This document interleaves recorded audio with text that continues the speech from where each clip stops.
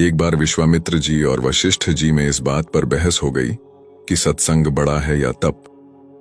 विश्वामित्र जी ने कठोर तपस्या करके रिद्धियों सिद्धियों को प्राप्त किया था, इसीलिए वे तप को बड़ा बता रहे थे, जबकि वशिष्ठ जी सत्संग को बड़ा बताते थे। वे इस बात का फैसला करवाने ब्रह्मा जी के पास चले गए।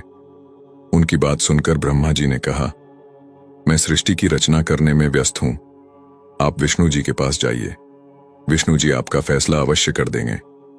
अब दोनों विष्णु जी के पास चले गए। विष्णु जी ने सोचा, यदि मैं सत्संग को बड़ा बताता हूं तो विश्वामित्र जी नाराज होंगे, और यदि तप को बड़ा बताता हूं तो वशिष्ठ जी के साथ अन्याय होगा।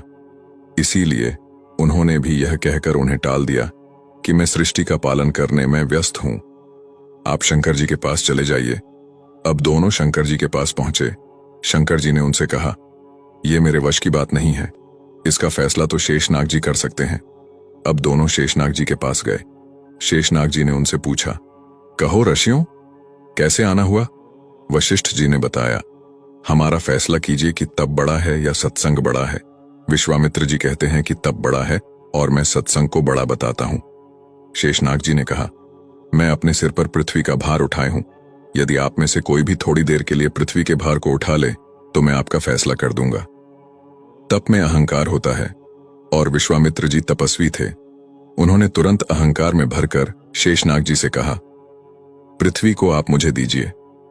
विश्वामित्र ने पृथ्वी अपने सिर पर ले ली। अब पृथ्वी नीचे की ओर चलने लगी। शेषनाग जी बोले, विश्वामित्र जी रोको, पृथ्वी रसातल को जा रही है। विश्वामित्र जी ने कहा, मैं अपना सारा तप देता हूं, पृथ्वी रुक जा।